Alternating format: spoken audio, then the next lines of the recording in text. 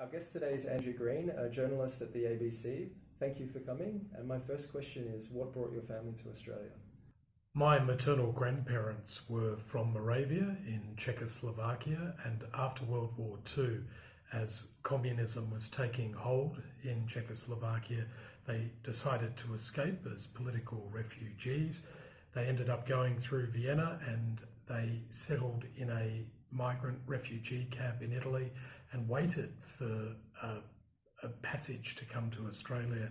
And eventually they did so. It was a 3-month journey and they arrived in Melbourne in the early 1950s, settled in a migrant camp. And shortly after, once they'd repaid their debt to the Commonwealth of Australia, they began their new life in the outer suburbs of Melbourne. Wow. Did they describe to you what the beginnings were like for them in Australia, whether it was difficult? They certainly did. They talked about arriving in the very early 1950s to a bizarre, crazy country where the pubs closed at 6. It was a country that was completely different to anything they were used to. They were largely villages. They'd lived in small villages. My grandmother and my grandfather, Babička and Dedeček, had grown up in a Moravian rural setting. So coming to Melbourne in the 1950s was a complete culture shock. And what are the difference that you notice between Australia and the Czech Republic?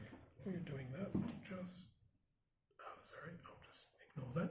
What are the differences? Yep. Yeah, the differences that you notice. Obviously, you've mentioned that they came from a more village lifestyle in Moravia to Melbourne, but what are the differences that you notice now between the Czech Republic and Australia? I've had the great fortune of going to the Czech Republic several times, and it always strikes me how familiar everything seems, because it's, in a way, what my grandparents have described. So the cultural aspects are still there 60 years on.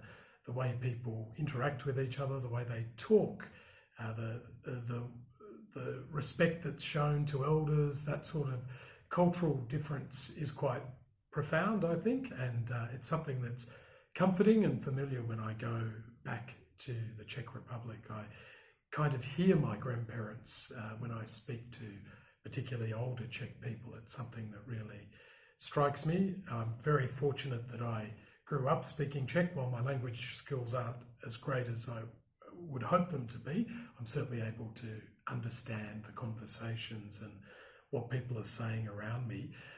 In terms of other things that are different, I find that their general way of life is perhaps a little bit more traditional than I'm used to here in Australia. The family structure, the respect for elders that I've mentioned earlier, even the way there's this distrust of certain institutions that may have come from years of living under the Iron Curtain. There are several differences, but then in other ways there are some similarities too. I find that the Czechs enjoy having fun in the way Australians do. Drinking is a part of the culture, and generally being fairly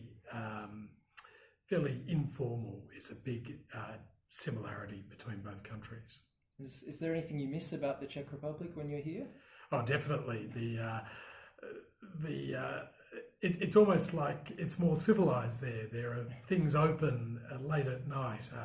The contrast between living in the capital Prague and the capital Canberra couldn't be more different in terms of how close people are, the opportunities to go out. So I do also miss the old worldness of the Czech Republic, the fact that its written history can go back so far, and the structures and the buildings. Of course, we live in an ancient country in Australia, but it's very different to what you experience in the Czech Republic.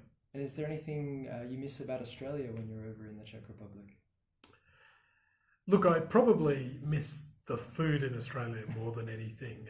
As much as I love traditional Czech food, it only can be tolerated for a certain amount of time before you start missing the diversity of Australian produce and Australian cuisine. Having said that, Prague has improved out of sight over the past decade. It really is a multicultural and international city.